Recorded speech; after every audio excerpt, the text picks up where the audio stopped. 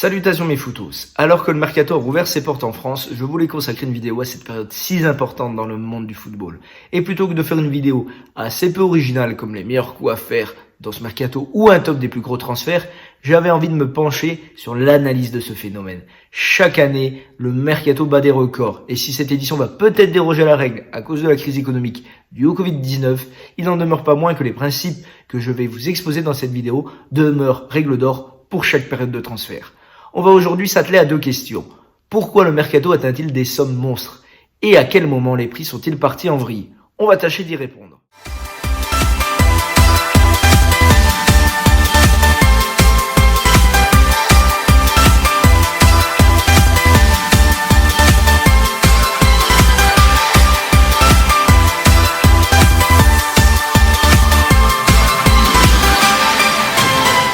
Tu l'as sans doute remarqué, encore l'année dernière avec le mercato estival, mais les clubs sont devenus totalement fous. Waouh Félix pour 126 millions à l'Atlético, qui est le plus gros transfert de l'histoire des Colchoneros. Harry Maguire pour 87 millions à Manchester United, le défenseur le plus cher de l'histoire. Nicolas Pepe pour 80 millions à Arsenal. Et encore, je parle des jeunes joueurs, pas ceux des superstars comme Griezmann ou Hazard, et on reste que sur le mercato 2019. La question peut se poser, comment on en est arrivé là? J'ai quelques pistes de réflexion là-dessus, dont certaines paraissent plus évidentes que d'autres. Je vais vous les exposer. La première d'entre elles est purement économique, il s'agit de l'inflation. L'inflation, c'est la perte du pouvoir d'achat due à une hausse constante et durable des prix. En gros, c'est un phénomène économique qui fait qu'un euro en 1995 ne vaut pas un euro en 2020. Comment ça s'explique? Tout simplement par une abondance de consommateurs. Plus il y a de monde intéressé par un produit, plus celui-ci sera rare, et plus il est rare, plus il devient cher. Et en matière de football, c'est la même chose. Avant l'arrêt Bosman en 1990 qui a supprimé les quotas de nationalité dans les clubs européens, de plus en plus de clubs ont pu se positionner sur les joueurs internationaux, donc forcément, leurs prix ont augmenté. Ça peut expliquer la hausse du prix des joueurs, mais pas leur somme astronomique. Il y a 30 ans, le joueur le plus cher du monde, c'était Roberto Baggio. Il avait coûté 9 millions d'euros au club de la Juventus de Turin. Aujourd'hui, je vais pas vous l'apprendre, c'est Neymar pour 222 millions. Dites-vous bien, pour vous donner un ordre d'idée, que 9 millions d'euros aujourd'hui, ça correspond au prix du transfert de Flavien T d'Angers à Rennes. Sans vouloir faire offense à ce joueur, évidemment, ce n'est pas du tout le même standing. Bref, pour en revenir à l'inflation, si on fait le rapport entre le plus gros transfert de 1990 et celui de 2020, on serait sur une inflation de 2470%. Si je rapporte ça à l'inflation générale, votre baguette de pain qui coûtait 48 centimes en 1990 coûterait aujourd'hui 1185 euros. Donc non, l'inflation seule ne peut pas expliquer la hausse magistrale du prix des transferts. Il y a un autre élément qui peut l'expliquer et qui est tout à fait évident. L'arrivée des investisseurs et notamment de certains États comme le Qatar au Paris Saint-Germain ou Abu Dhabi à Manchester City. Mais aussi de certaines grosses fortunes mondiales comme Roman Abramovich à Chelsea.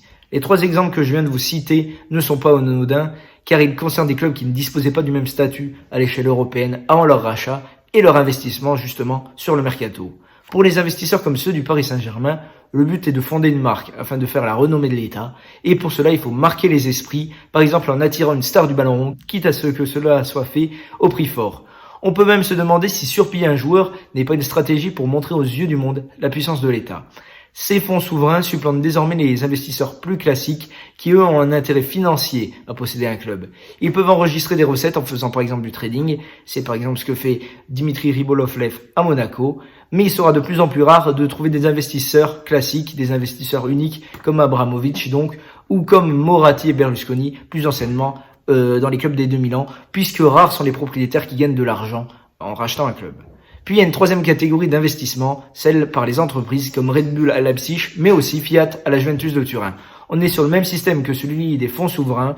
Ici, le club sert de vitrine à une entreprise. Investir à perte est donc moins dommageable que pour la fortune personnelle, car le club fait partie d'un tout. Le troisième critère va prendre de plus en plus d'importance dans les prochaines années, c'est les droits télé. Si on regarde les 50 plus gros transferts de l'histoire, 29 sont des signatures de joueurs en première ligue. Et c'est normal car c'est le championnat qui perçoit le plus de droits télé au monde, environ 3,5 milliards d'euros par saison pour la période 2019 à 2022. Sachant que le championnat est particulièrement égalitaire dans la répartition, même le dernier perçoit 100 millions d'euros minimum. Avec de telles sommes, les clubs anglais ont désormais complètement dérégulé le marché des transferts, offrant parfois des sommes gigantesques pour des joueurs où on peut se demander où est la cohérence. Je ne veux pas jeter la pierre au pauvre Didier Ndong qui avait été transféré de Lorient à Sunderland pour 20 millions d'euros, mais c'est quand même exagéré pour un joueur qui n'avait fait qu'une saison et demie correcte au haut niveau. Et ce n'est qu'un exemple parmi tant d'autres, le pire étant les transferts entre clubs anglais. Ils sont tellement friqués que les dépenses peuvent être astronomiques, puisque les clubs n'ont pas besoin de vendre, et du coup ils peuvent négocier à la hausse. Maguire par exemple est parti pour 82 millions d'euros de Leicester à Manchester, et aujourd'hui on parle de Chilwell qui est un bon latéral de première ligue mais pas un top mondial pour 80 millions d'euros. C'est beaucoup trop. Les droits télé ont donc participé à cette dérégulation chronique. Peut-être qu'avec leur explosion en France, on verra surgir le même type de transfert. Ça a déjà un peu commencé sur ce mercato. Par exemple, Gribic qui a fait une excellente saison en Ligue 2, mais une seule, et en Ligue 2, il signe pour 10 millions d'euros chez un promu. Ça paraissait inconcevable il y a quelques années.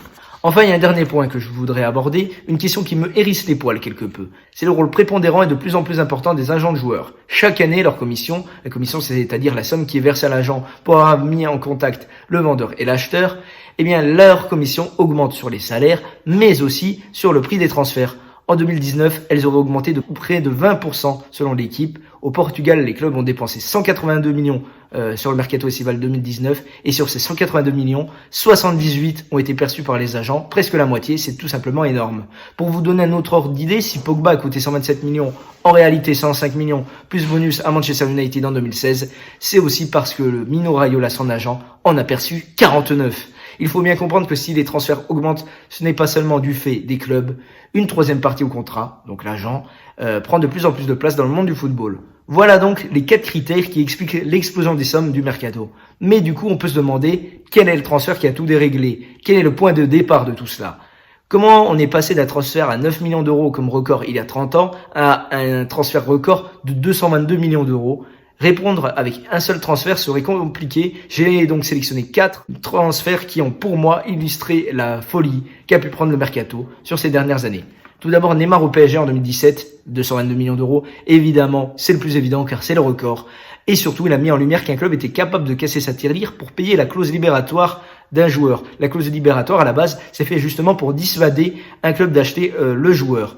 Et en faisant cela, en cassant la clause libératoire, tout simplement, le Qatar a réalisé un magnifique tour de force. Il a montré les muscles et montré qu'il était capable d'acheter n'importe quel joueur dans le monde du football. Mbappé au PSG en 2017 également. Je veux pas qu'on croie que je m'acharne sur le club parisien, mais c'est ce transfert qui est à l'origine de ce que j'appelle le paiement du potentiel. Par exemple, comme le transfert de Joao Félix à l'Atlético de Madrid.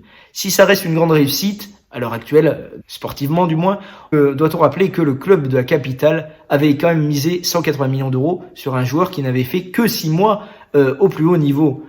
Certes, il avait brillé en Ligue des Champions, mais c'était quand même un pari très très risqué. Heureusement, ça a porté ses fruits. Et ce transfert, pour moi, il symbolise la prise de risque de plus en plus croissante des clubs sur les jeunes joueurs. Troisième transfert, Zinedine Zidane au Real. Plutôt que Ronaldo, je prends l'impact du transfert de Zidane qui est un peu plus ancien, mais qui a marqué les esprits car il a montré qu'un club était capable de payer au prix fort un des meilleurs joueurs du monde. C'est le point culminant de la politique des Galactiques de Florentino Pérez. Et enfin, celui qui pour moi représente bien la dérégulation du marché des transferts, c'est le transfert de Gareth Bale au Real. Parce que même si Bale était un très bon joueur à Tottenham, il n'était pas un top mondial. Et il n'était plus tout jeune, il avait 24 ans. Alors certes, c'est pas vieux, mais ce n'est plus un espoir du football à cet âge. Il faut bien se dire que c'est le premier transfert qui a franchi le cap des 100 millions. Ça aussi, c'est un cap. Et surtout, il ne me paraissait pas du tout justifié pour l'époque. Et à l'heure actuelle, d'autant plus. À mes yeux, tout par-delà, ce transfert a signé une véritable décomplexion de la part des clubs qui n'hésitent plus à miser gros sur des joueurs qui ne font pas partie du top mondial. Voilà, c'est la fin de cette vidéo. J'aurais pu en dire beaucoup plus sur le sujet, mais ça aurait été vraiment trop long. Et je n'ai pas la prétention de vous faire non plus une conférence sur l'économie du sport. Je n'ai pas, tout simplement pas le niveau pour assurer une telle ambition. J'espère aussi et surtout que j'ai été suffisamment clair, car c'est un sujet plutôt difficile à aborder, notamment dans un format vidéo. En tout cas, si cette vidéo t'a plu, n'hésite pas à la partager et à t'abonner à la chaîne. On se donne rendez-vous mardi pour une vidéo un peu plus classique. D'ici là, ciao les photos.